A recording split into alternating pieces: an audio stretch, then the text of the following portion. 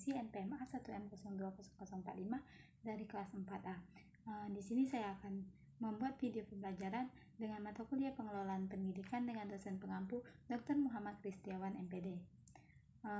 Materi kita kali ini yaitu tentang kepemimpinan sekolah efektif. Adapun yang akan kita bahas di kepemimpinan sekolah efektif ini yaitu yang pertama ada konsep kepemimpinan, yang kedua ada faktor yang mempengaruhi perilaku kepemimpinan, yang ketiga ada teori kepemimpinan, yang keempat ada syarat dan prinsip kepemimpinan pendidikan, yang kelima ada fungsi kepemimpinan, yang keenam ada kepemimpinan kepala sekolah yang efektif, yang ketujuh kunci kesuksesan kepemimpinan, yang kedelapan itu ada gaya kepemimpinan. Yang pertama, konsep kepemimpinan. Menurut Suprayono, kepemimpinan adalah suatu proses yang dilakukan untuk mengetahui seseorang atau kelompok orang untuk bekerja secara bersama tanpa paksaan dalam mencapai tujuan dari suatu organisasi. Menurut Priyansa, kepemimpinan kepala sekolah yang efektif adalah kepemimpinan yang mampu memberdayakan seluruh potensi yang ada di sekolah dengan optimal sehingga guru, staf, dan pegawai lainnya ikut terlibat dalam pencapaian tujuan dan sasaran yang telah ditetapkan sekolah. Menurut Syahid, unsur-unsur di dalam kepemimpinan adalah sebagai berikut. 1. Proses memberi arahan. 2. Memberi motivasi. 3. Mampu untuk menciptakan rasa percaya diri. Yang keempat adalah mempengaruhi dan menggerakkan. Selanjutnya yang kedua itu ada faktor yang mempengaruhi perilaku kepemimpinan. Menurut Asmendri, perilaku seorang pemimpin dalam melaksanakan tugas dipengaruhi oleh beberapa faktor yang dikelompokkan yaitu sebagai berikut. 1. Faktor internal merupakan faktor yang berasal dari dalam diri pemimpin itu sendiri, misalnya pengertiannya tentang kepemimpinan, nilai atau hal yang dikejar dalam kepemimpinan, cara orang menduduki pangkat kepemimpinan, pengalaman dalam kepemimpinan, dan sebagainya. Yang kedua ada faktor yang berasal dari kelompok yang dipimpin atau keadaan kelompok. Yang ketiga ada faktor lembaga yang dipimpin seperti jenis dan tujuan sekolah.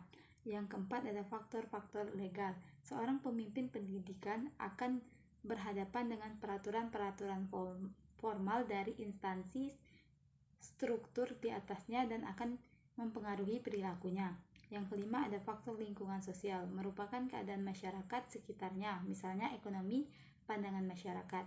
Yang keenam ada faktor perubahan dan pembaharuan dalam teori dan bidang pembaharuan atau bidang pendidikan seperti perubahan kurikulum, kemajuan iptek. Yang ketiga ada teori kepemimpinan. Teori kepemimpinan pada umumnya berusaha menerangkan faktor-faktor yang memungkinkan munculnya kepemimpinan atau sifat atau bakat alam yang dimiliki pemimpin. Teori-teori tersebut menurut Syahid adalah sebagai berikut. 1. Teori orang terkemuka atau great man theory. 2.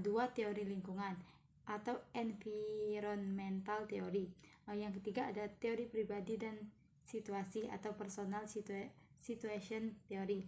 Yang keempat ada teori interaksi dan harapan atau interaction expectation theory. Yang kelima ada teori humanistik. Yang keempat itu ada syarat dan prinsip kepemimpinan pendidikan. Asmendri mengungkapkan syarat dan proses seorang pemimpin pendidikan adalah sebagai berikut. 1. Seorang pemimpin harus memiliki kepribadian yang terpuji. 2. Paham dan menguasai tujuan yang hendak dicapai. 3. Memiliki wawasan yang luas di bidang tugasnya dan di bidang lain yang relevan. Yang keempat, berpegang pada prinsip-prinsip umum kependidikan. Yang kelima itu ada fungsi kepemimpinan. Secara operasional, fungsi kepemimpinan dapat dibedakan dalam 5 fungsi pokok, yaitu 1. Fungsi instruksi.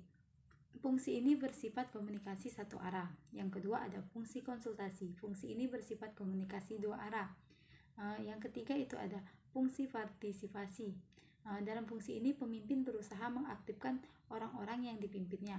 Yang keempat ada fungsi delegasi. Fungsi ini dilaksanakan dengan memberikan pelimpahan wewenang. Yang kelima ada fungsi pengendalian.